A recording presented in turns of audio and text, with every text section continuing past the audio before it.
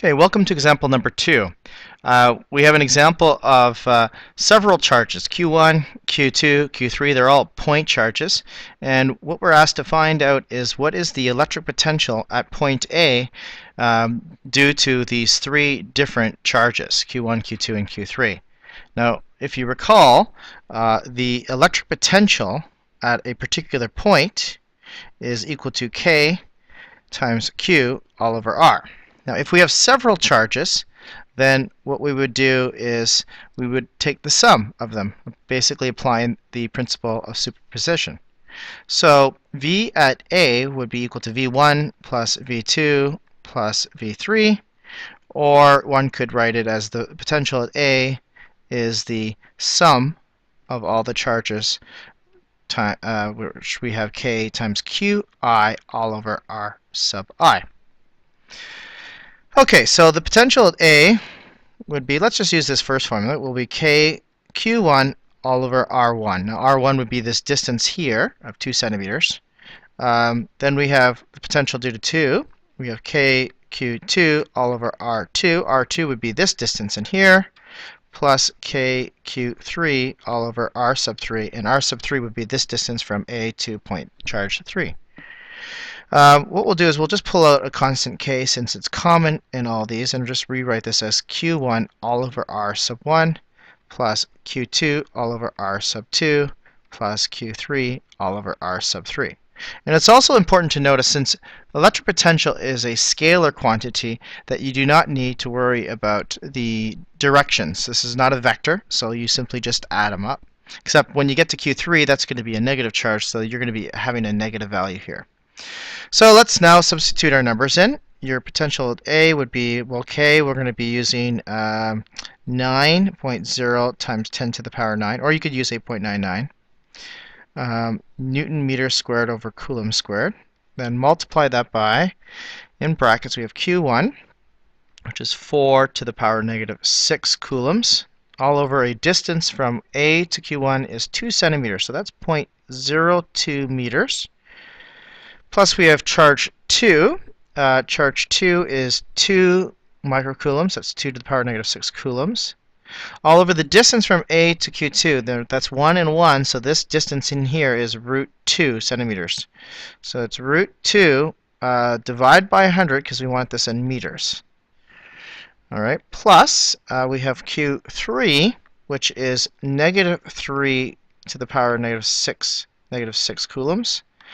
All over, now that distance here is we have 2 squared, that's 4, plus 1 squared, that's 5, so this is going to be root 5 all over 100 meters. And so now we want to compute all that on our calculator. And using my calculator, I will get the following answer, 1.865 to the power of 6 volts, or joules per coulomb. So that's part A. Part B is what we have a test charge that we're going to move from an infinite distance away and then to point A, and we want to know what is the change in electric potential energy, or basically what is the work done.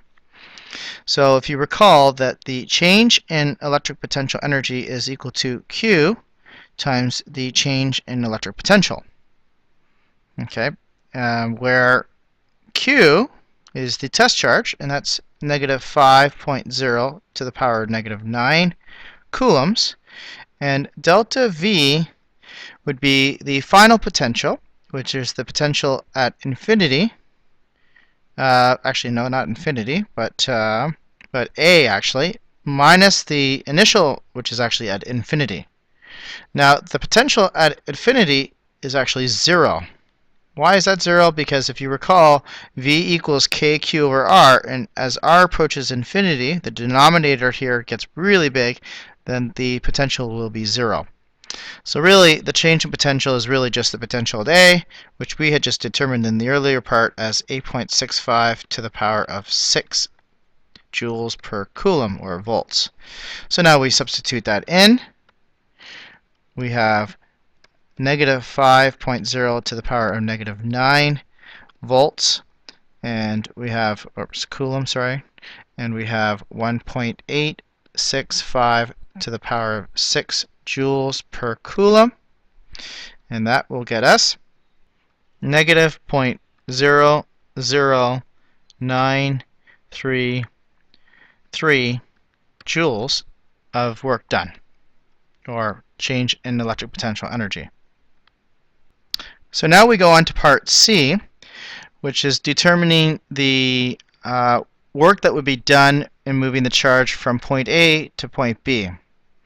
So the work done is, again, the change in electric potential energy, which is equal to Q times the change in potential. And the change in potential would be final potential, which is position B potential, and minus the potential at A.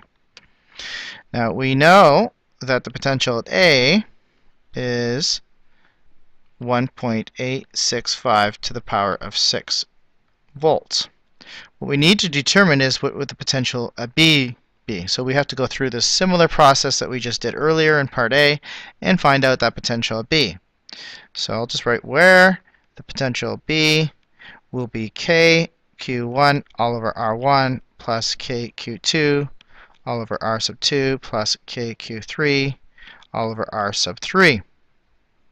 So then I just went ahead and showed all the work here. We have the K, which is 9 to the power 9, then the charge over the distance, which is 2 root 2, then 2 to the power negative 6 over root 2, that's the distance now for R2, and then the last negative charge, which is 0.01 meters, is the distance. And this will give you negative 1.544 to the power of 5 volts.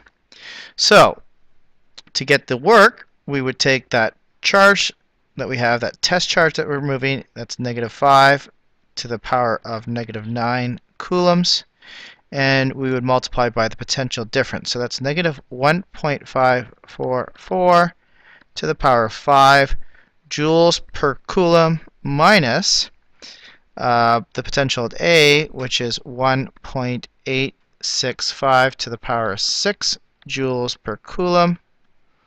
And go ahead and put that in your calculator. And you'll get an answer of positive 0.0101 joules. So this answer actually should be a positive. I had made an error here. Okay, and that's it for this example.